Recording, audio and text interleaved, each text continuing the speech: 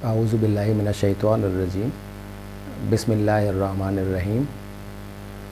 محترم ناظرین اور عزیز نوجوانوں، السلام علیکم۔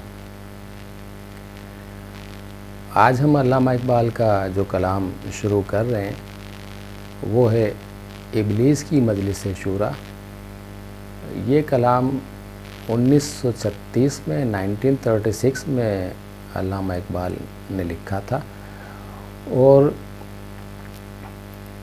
یہ ان کے دیوان ارمغان حجاز سے لیا ہوا ہے۔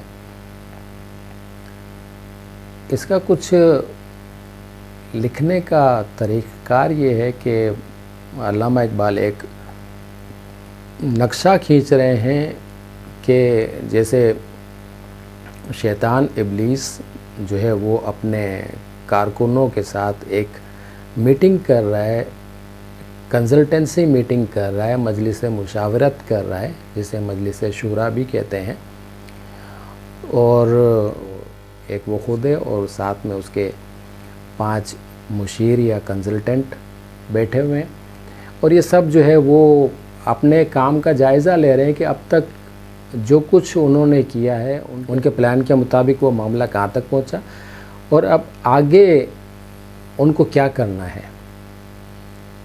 ہوتا ہے نا کسی ادارے میں آپ دیکھتے ہوں گے یا حکومتی نظام میں جب پارلیمنٹ کی اور کیبنٹ کی جو میٹنگز ہوتی ہیں تو اس میں جائزہ لیا جاتا ہے کہ اب تک ہم نے جو کام کیا وہ کیا تھا اور اب جو کام کرنا ہے وہ کیا ہے، اس کو کیسے کرنا ہے۔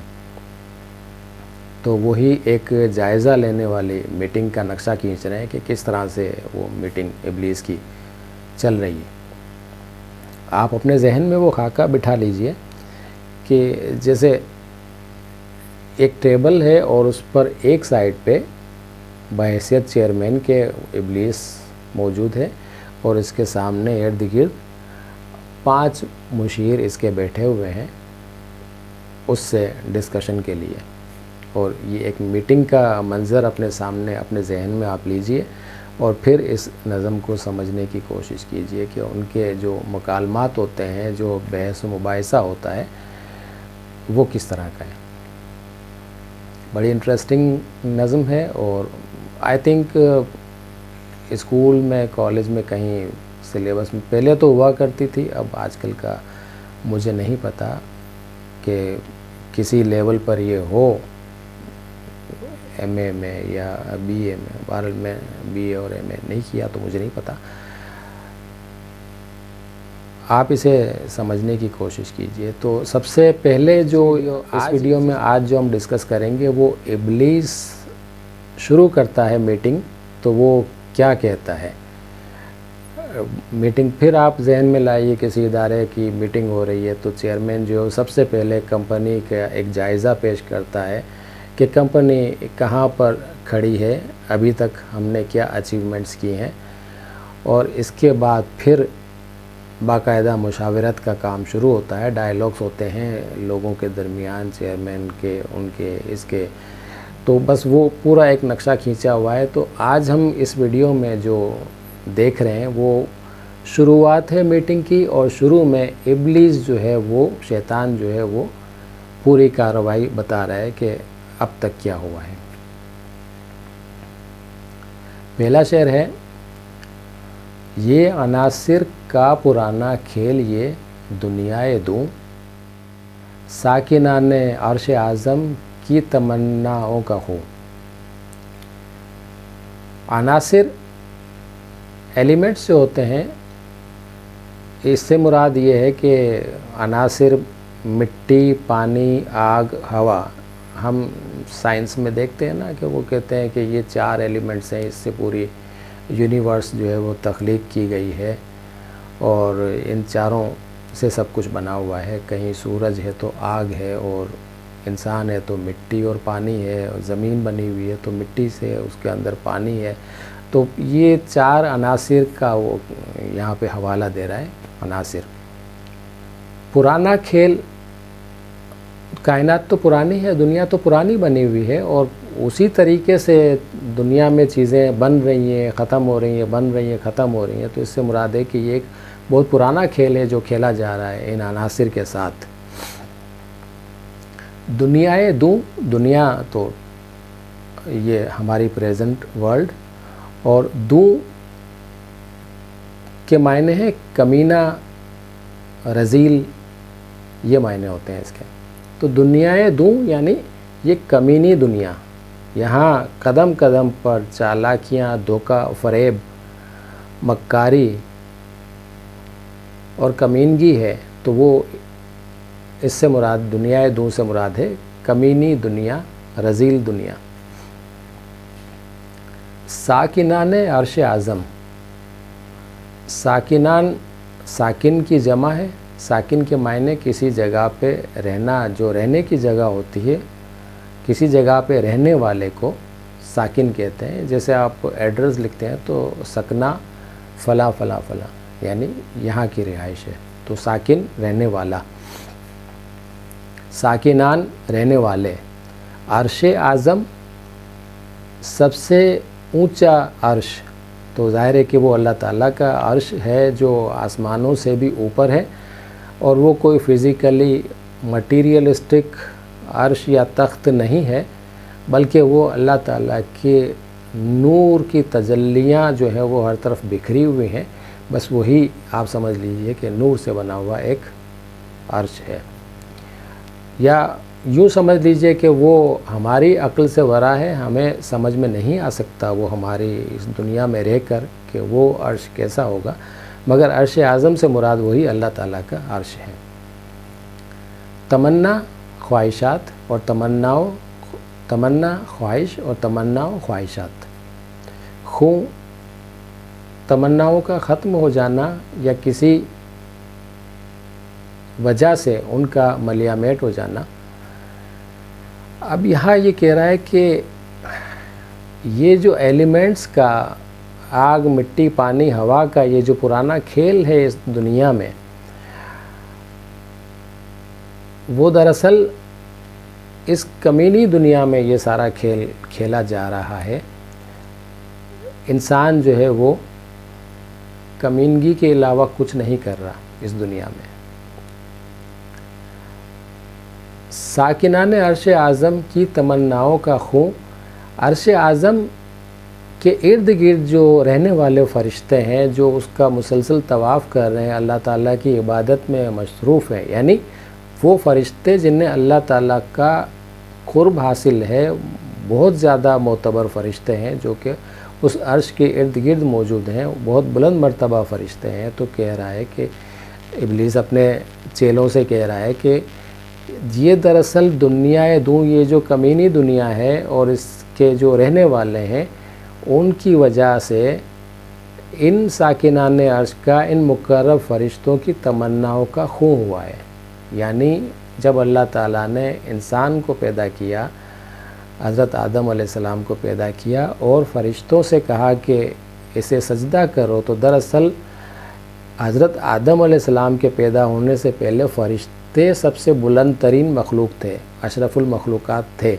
لیکن جیسے ہی انسان کو پیدا کیا اللہ تعالیٰ نے، تو اللہ تعالیٰ نے جب فرشتوں سے سجدہ کروا دیا اور فرشتوں کو انسان کے تابع کر دیا، تو پھر ظاہر ہے کہ انسان کا مرتبہ بڑا ہو گیا، انسان اشرف المخلوقات ہو گیا۔ تو شیطان یہ کہنا چاہ رہا ہے کہ ان فرشتوں کی تمناؤں کا خون ہو گیا ہے اس انسان کی وجہ سے۔ اس کی بربادی پہ آج آمادہ ہے وہ کارساز جس نے اس کا نام رکھا تھا جہان کاف و نوں۔ بربادی، تباہ و برباد کرنا، آمادہ، تیار ہو جانا، اور کارساز بگڑے کاموں کو بنانے والا یا کاموں کو سنبھالنے والا۔ اس سے مراد وہی اللہ تعالیٰ ہے جس نے اس کا نام رکھا ہے جہان کاف و نوں، جہاں دنیا، اور کاف و نوں شارٹ فارم لیا ہے۔ کاف اور نون دونوں حروف مل کر ایک لفظ بنا ہے کن، جو اللہ تعالیٰ نے کہا ہے کہ کن، اس نے کہا اور یہ دنیا وجود میں آ گئی۔ تو یہاں پہ شیطان اپنے چیلوں سے کہہ رہا ہے کہ یہ دنیا جس کا نام اللہ تعالیٰ نے جہاں نے کاف و نون رکھا تھا یعنی کن کہہ کر اس کو بنایا تھا، تو آج خود اللہ تعالیٰ ہی اس کی بربادی پہ آمادہ ہو گیا ہے، اس کو ختم کرنا چاہتا ہے۔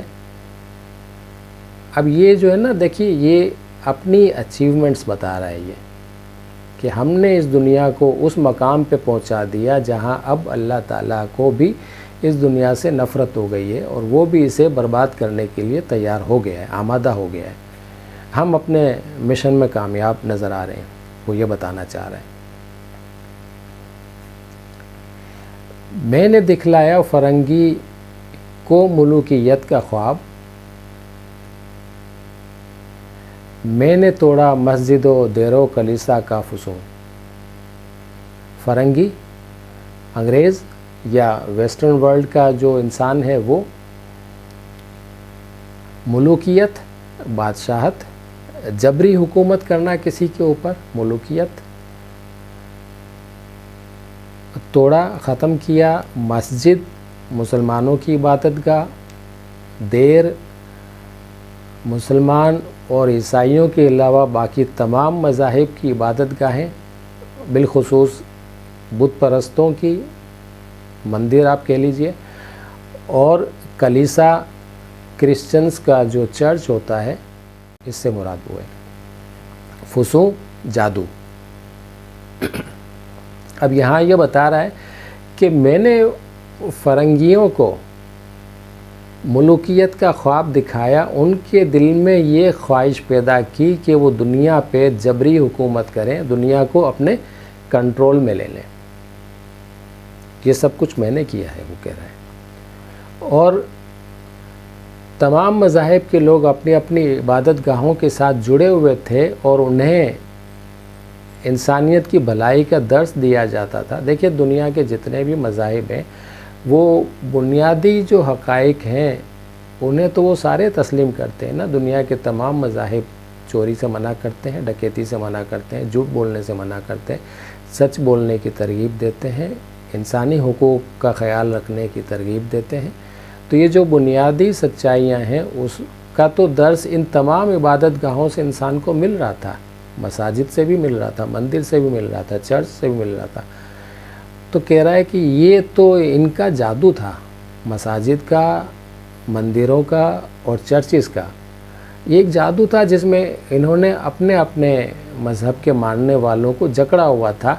اور دیکھیے جادو، شیطان اسے جادو کہے گا، ہم تو مسلمان تو نہیں کہیں گے کہ مسجد کا ایک جادو تھا، نہیں، مسجد کا ایک درس تھا، ایک اچھا نظام تھا، ایک اچھا درس ہمیں وہاں سے ملتا تھا۔ لیکن یہ کہہ رہا ہے کہ میں نے ان کا وہ جادو، یعنی ان کا جو غلبہ تھا اپنے اپنے مذہب کے لوگوں پہ، وہ میں نے غلبہ توڑ دیا اور انہی کے لوگوں کو اپنی عبادت گاہوں سے میں نے بھڑکا کے دور کر دیا اور انہیں میں ایک طرف لے گیا۔ پھر آگے کہہ رہا ہے میں نے ناداروں کو سکھلایا سبق تقدیر کا، میں نے منعم کو دیا سرمایہ داری کا جنون۔ بڑی کامن سی بات ہے ہمارے یہاں، وہ غریب کو یہی تھپیڑے دیے جاتے ہیں کہ بیٹا آپ کی قسمت میں یہی ہے جو کچھ آپ کو مل رہا ہے، اس کے علاوہ آپ کو کچھ نہیں مل سکتا۔ جس کو دولت ملی ہوئی ہے آپ اس کی دولت پہ نظر نہ مارو، اس کو اللہ نے جو دیا ہے وہ اس کا ہے، آپ کو جو دیا ہے آپ کا ہے۔ تو غریب بھی کبھی کبھار جو ہے وہ اپنے حالات کو بدلنے کی کوشش کرتا ہے، مگر اس ظالم معاشرے میں، اس کیپٹلسٹک سوسائٹی میں، سرمایہ دارانہ نظام میں اور اس ڈیموکریسی میں اس کے حالات کبھی تبدیل ہو نہیں سکتے، وہ اسی طرح سے غربت کی زندگی گزارتا ہے۔ تو یہاں پھر آخر کار وہ بھی یہی سمجھ کے خاموش ہو جاتا ہے کہ چلو جی جو تقدیر میں لکھا ہے، جو قسمت میں لکھا ہے وہی صحیح ہے۔ تو یہاں یہ بتا رہا ہے کہ میں نے ایک ایسا نظام بنا دیا، مذہبی پیشوائیت کے منہ سے یہ بات کہلوا دی کہ تقدیر کوئی چیز ہوتی ہے اور تقدیر میں جو لکھا ہے وہی آپ کا ہے، اور اس طرح سے اس کو یہ میٹھی گولی کھلا کے سلا دیا۔ اور میں نے منعم کو یعنی مالدار کو دیا सरमाया दारी का जुनून, उससे ये मैंने जुनून दे दिया, उसके अंदर इतनी ख्वाहिशात मैंने पैदा कर दी कि माल के ऊपर माल जमा किए चला जाए, ये ना देखे हराम है या हलाल है, बस उसको एक ऐसी ख्वाहिश उसके अंदर पैदा कर दी कि बस और दौलत आने दो और दौलत आने दो, बस यही काम पे उसको लगा दिया। तो अब देखिए आप किस तरह से वो लोगों को अपने मकासद से दूर करता चला जा रहा है और अपनी प्रोग्रेस बता रहा है अपने लोगों को। कौन कर सकता है इसकी आतिश सोज़ा को सर्द, जिसके हंगामों में हो इब्लीस का सोज़े दरो। आतिश सोज़ा कहते हैं सख्त आग, भड़कती हुई आग, तेज़ आग, और सर्द उसको ठंडा करना। हंगामों, शोर शराबा और पे बपे हमले। इब्लीस शैतान खुद अपना बता रहा है। सोज़े दरूं, अंदरूनी आग, हसद की आग। तो यहाँ दरअसल हुआ यह था कि जब हज़रत आदम अलैहिस्सलाम की तख्लीक हुई, इब्लीस समेत फ़रिश्तों को कहा गया कि वो आदम को सजदा करें, तो ज़ाहिर है कि तमाम फ़रिश्तों ने कर दिया, एक इब्लीस ने अपने तकब्बुर की वजह से, गुरूर की वजह से नहीं किया सजदा, और वो फिर बारगाह इलाही से मरदूद होकर निकला। अब उसके अंदर सीने में जो आग भड़क रही थी इंतकाम की या हसद की, तो ये सोज़े दरों से मुराद ये है कि वो इब्लीस कह रहा है कि जिस आग को, जिस भड़कती हुई आग को मेरे दिल की आग ने, मेरे हसद की आग ने भड़काया है, उसे अब कोई ठंडा नहीं कर सकता। ये जलती रहेगी और इन इंसानों को अपनी लपेट में लेती रहेगी। जिसकी शाखें हो हमारी आबियारी से बुलंद, कौन कर सकता है उस नखले कोहन को सरनिगू। आबियारी, पानी देना, फसल को पानी देना, किसी दरख्त को पानी देना। बुलंद, ऊंचा होना। नखले कोहन, पुराना दरख्त, ऐसा पुराना दरख्त जो लंबाई में भी बहुत ऊंचा चला गया हो और उसकी जड़ें भी ज़मीन में बहुत गहरी फैल चुकी हों, मुसलसल उसको पानी दिया जा रहा हो, बिला नागा बगैर छुट्टी किए उसे पानी दिया जा रहा हो, उसकी नशो व नुमा का ख्याल रखा जा रहा हो, तो फिर वो दरख्त बहुत ज़माना हो जाता है तो एक कदावर दरख्त बन जाता है। जितना वो ऊपर फैल रहा होता है इतना ही वो ज़मीन के अंदर फैल रहा होता है। फिर ऐसे दरख्त को उखाड़ना या गिराना बड़ा मुश्किल हो जाता है। तो यहाँ ये बता रहा है कि जब हम सब एक दरख्त को मिलकर उसकी आबियारी कर रहे हैं, उसको पानी दे रहे हैं, उसकी परवरिश कर रहे हैं, और अब ये इतना पुराना दरख्त हो गया है, इतना मजबूत हो गया है, इसकी जड़ें फैल चुकी हैं और जड़ से भी और तनों से भी और अपने वज़न में भी ये इतना हैवी हो चुका है कि अब इसको कोई भी गिरा नहीं सकता। सरनिगू, गिराना, किसी चीज़ को मुंह के बल गिरा देना। तो यहाँ वो बता रहा है कि हम इतने कामयाब हो चुके हैं अपने मकासद में कि हम एक ऐसा निज़ाम यहाँ पे दुनिया में बर्पा कर चुके हैं, इतना मज़बूत निज़ाम हम अपना शैतानी निज़ाम कायम कर चुके हैं कि अब किसी के अंदर ताकत नहीं है कि इस निज़ाम को ख़त्म कर सके। कौन ख़त्म करेगा, किससे डर लगता है, वो तो फिर आगे इस नज़म में आएगा। लेकिन बहरहाल फिर अभी यहाँ तो इतना ही हम समझ रहे हैं और इतना ही इस पे इक्तिफ़ा करते हैं इन अशार पे, कि वो कह रहा है कि ये जो दुनिया है इसमें अनासिर का पुराना खेल, आग, मिट्टी, पानी, हवा का, और इस दुनिया को जो मैंने कमीनगी की हद तक पाल पोस के आगे बढ़ा दिया है, तो ये दरअसल अर्श आज़म के जो मुकर्रब फरिश्ते हैं उनकी तमन्नाओं का खून हो चुका है।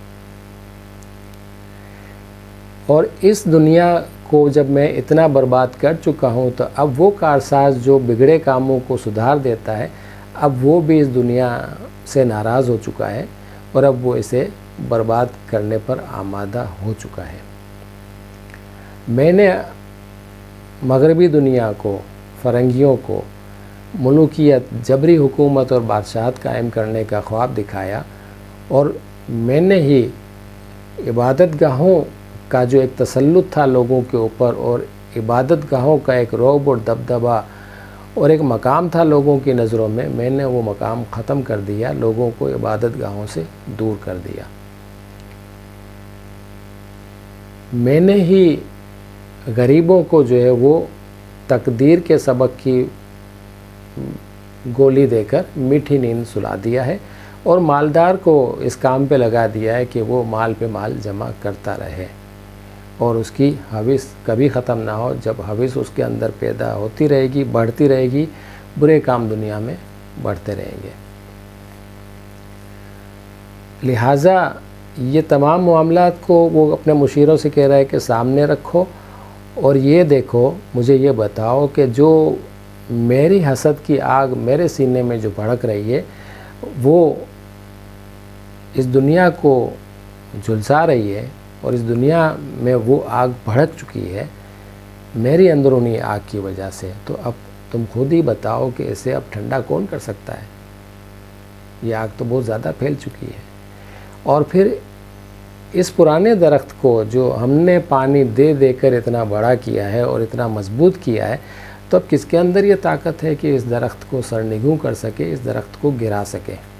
یہ تو تھا ابلیس کا انیشیل خطاب، opening speech of a meeting.